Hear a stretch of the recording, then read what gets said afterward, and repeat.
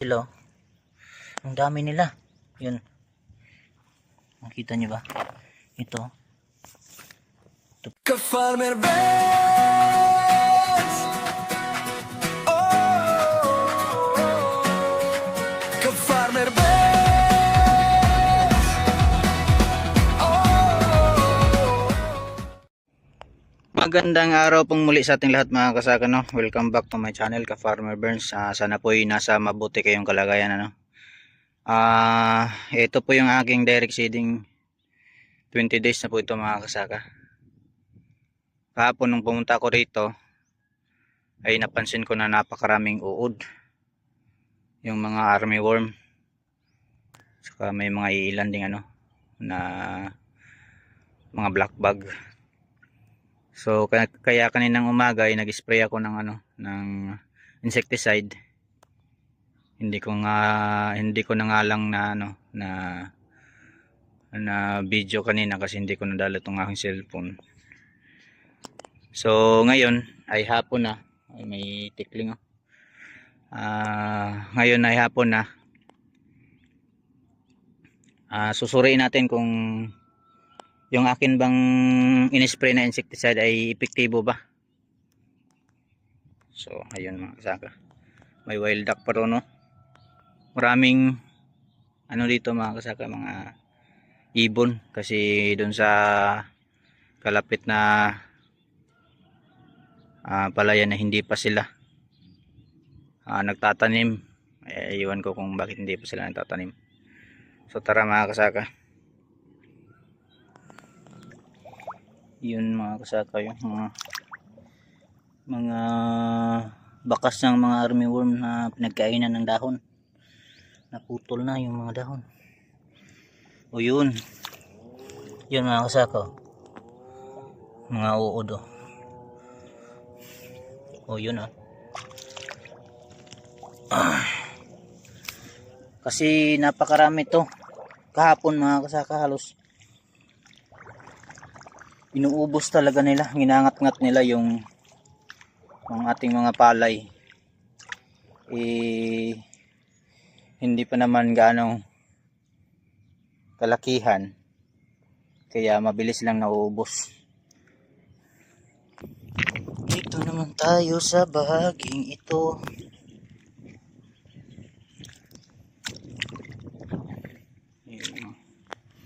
Medyo manipis, pero okay lang yan mga kasaka kasi kakapal din naman yan. Ayun, oh. Yung mga uod, oh, namatay. Effective yung insecticide na in-apply natin mga kasaka, no? Tapusin nyo yung video at ilalagay ko dito kung anong insecticide yung ginamit ko kanina mga kasaka. So parang iilan lang yung makikita kong uod. Yan, oh. May mga itlog na ng stem borer, oh.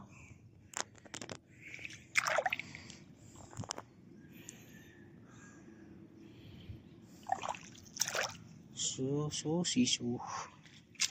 Talagang uubusin nila kapag hindi natin to naagapan mga kasaka. Nako, uubos yung ating tanim pag hindi natin to naagapan.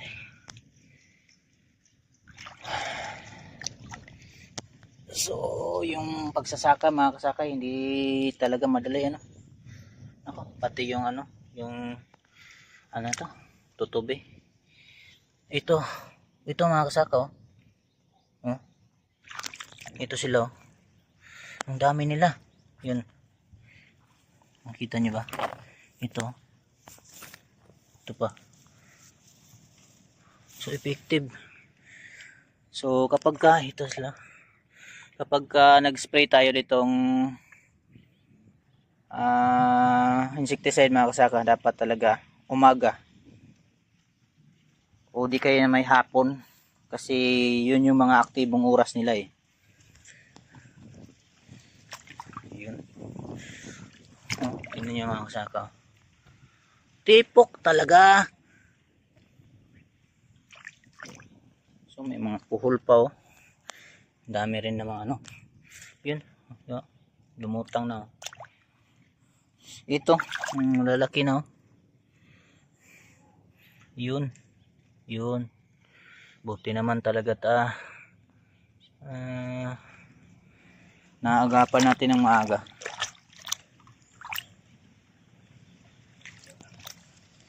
So manipis talaga tong dito banda mga kasaka kasi ito pa oh. Kasi ang nangyari kasi dito mga kasaka, ito naglutang ano ito. So yun, ito malaki-laki to. Armyworm.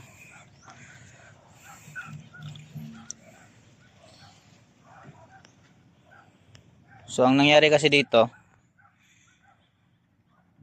yung sa Trigus foliar itong binhi nang nag-order ako ng binhi ay package kasama na yung ano, yung pandamo at saka pangkuhol. Kasi package daw. Ang nangyari, yung kanilang pandamo matapang yung pandamo. Ang nangyari, nasunog yung aking mga palay. Buti na lang at hindi lahat. May mga portion na nasunog. Siguro hindi ko alam kung sinong may nagkulang doon. O ako ba kaya o talagang matapang yung kanilang medisina. Kasi yung ginagamit ko talagang pandamo dito yung lipya. Subok ko na kasi talaga yun. Safe sa humay, sa palay.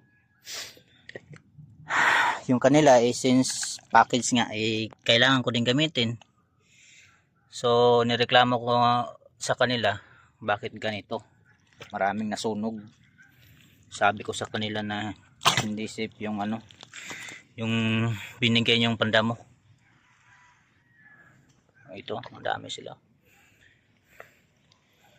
Yung binigay kasi nila, sabihin ko na yung pangalan para aware naman kayo. Pero hindi naman siguro, depende siguro sa paggamit. Kasi nung nag-spray ako, umaga,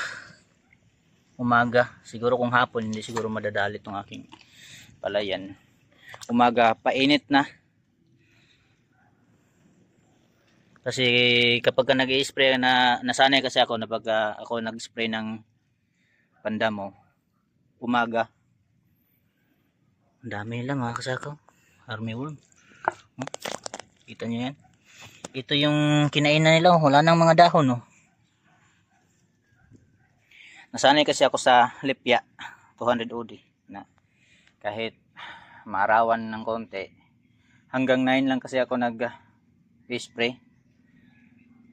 So umaga ko nag-spray 9 o'clock, medyo mainit na talaga. Yun dami nila yun yung mga nginangat-ngat nila talaga kapag hindi natin naagapan to, ubos yan. Kita nyo yung ito, paubos na talaga yan. Biruin mo, ubusin talaga yung tanim mo ayun pa may tutubi. Ayun ko, nakita niyo ba? So yun nga. Nako, kinabahan ako kasi medyo may kamahalan din 180 yung per kilo nitong ano nung binhi. Tapos 1 hectare 40 kilos. 7 to din. Saka may foliar pa, Trigus foliar 4.5. Yung nang bali yung nabayaran ko dito ay 14.5 lahat. Tapos muntik pang masunog. So kaya nireklamo ko sa kanila. Sabi naman nila na ano na muna daw. Hayaan natin daw ko ng mga ilang araw. After ng ilang araw talagang napudpod Pero hindi naman lahat, nakita nyo yan. Ganyan sana kakapal dito. Buti na lang at may mga makakapal din nakukuhanan ko ng panglipat. Then nilipat ko dito sa mga portion na talagang nasunog. So ayun lang. Wala, isinunod ko naman lahat yung ano nila, yung nasa guide, yung ilang ml yung ilalagay. At tinanong naman nila ako at sabi naman nila tama naman daw yung ito. Yun. Yung mga ano, mga uod. Yun oh. Effective yung insecticide mga kasaka. So ito nga pala yung insecticide na ginamit ko. Ito. So ayun. Pinakita ko lang mga kasaka. Kasi pag hindi natin ito naagapan, ako kawawa. Sabi ko nga ay muntik pang naano yung aking palay. Tapos ngayon ay naatake pa ng mga peste. Kaya naman sa pagsasaka ay talagang aalagaan mo talaga yung ating mga pananim ano? Kasi pag pinabayaan natin ay wala talagang tayong maani. That's all for today. Maraming salamat po sa panonood. God bless you all.